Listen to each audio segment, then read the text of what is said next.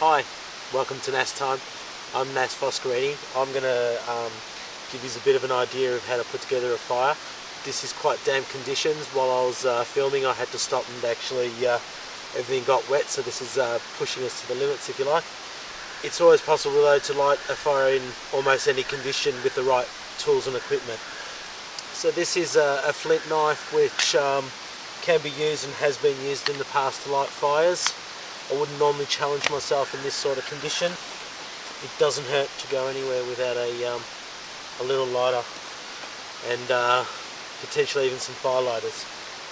So basically I have everything here that I need to light a fire effectively, with or without a lighter.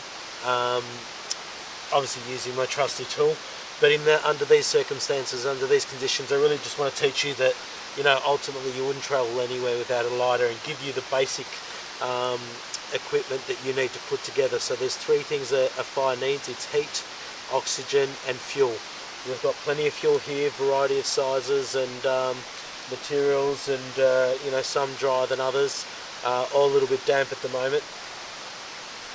We've got the really fine stuff in the fire there already. We've got some grass that's a little bit damp to light. Dry leaves, eucalyptus leaves, which, you know, like to flare up the fire, if you like. They've got a little bit of, they've got some chemicals in there that just flare up with the fire, and fires love them.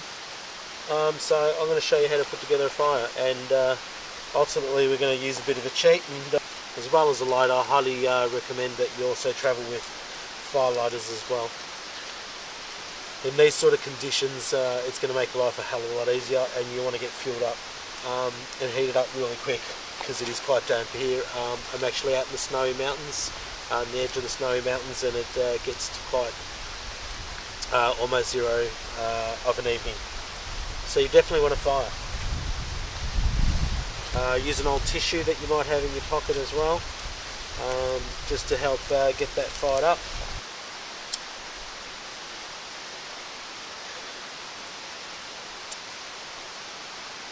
Just gives you an idea of how even a fire lighter in these sort of damp conditions, which is why I always recommend by all means carrying one, at least a couple with you on a fire. I've got some dry leaves here. They're a little bit damp, so I'm actually going to start with some dry tinder, because I've got the fire lighter and that'll actually burn for a little while. So I'm going to get a little bit of dry tinder. This is the tinder that's been sitting in my car, and I know it's out of the damp conditions. So grab some fine pieces here. They're the ones that are going to take off the quickest, I know.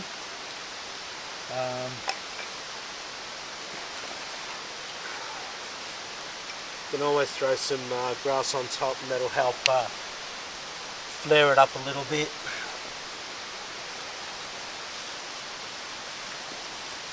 A few leaves and twigs, and let nature take its course from here, I think.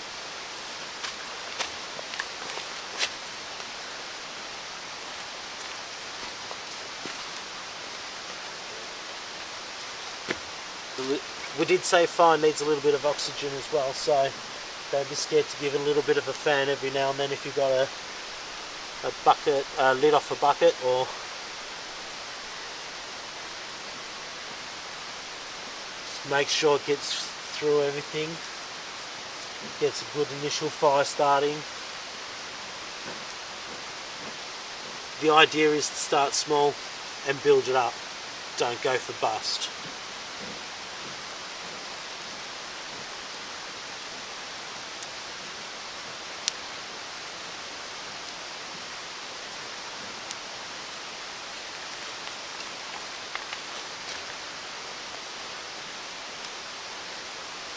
Got a bit of flame coming through there, so I want to try and catch it with something that might light it.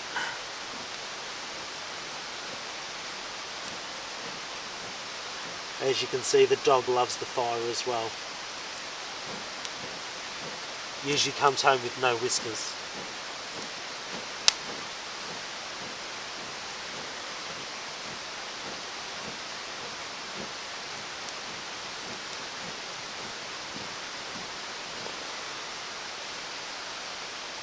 It is quite damp, so which is one of the main reasons I'm fanning it at the moment, just to give it really a nice little bit of oxygen. There's not a lot of air blowing around now, so give it a bit of fire the heat up, if you like, to dry out some of the wet stuff that's in there. So there you go, we get a little bit of a fire going, let some heat generate into that, put a bit of oxygen through it every now and then, slowly adding fuel and just working your way up with the lighter stuff that you have. You may want to hold on to some of that, and just in case it does kind of die down a little bit, you can heat it up a little bit, and just keep adding the driest stuff you have first, of course, and a bunch of twigs, and I'll just keep adding to that now and building it up until I have a nice big raging fire, or something that I can cook with. Another idea is to build up your coals. You want a bit of dry stuff to build up your coals so you can start cooking from that, and that's what I'll be working on now. Thanks. Hope you learnt something from this. Thanks for watching. NasTime.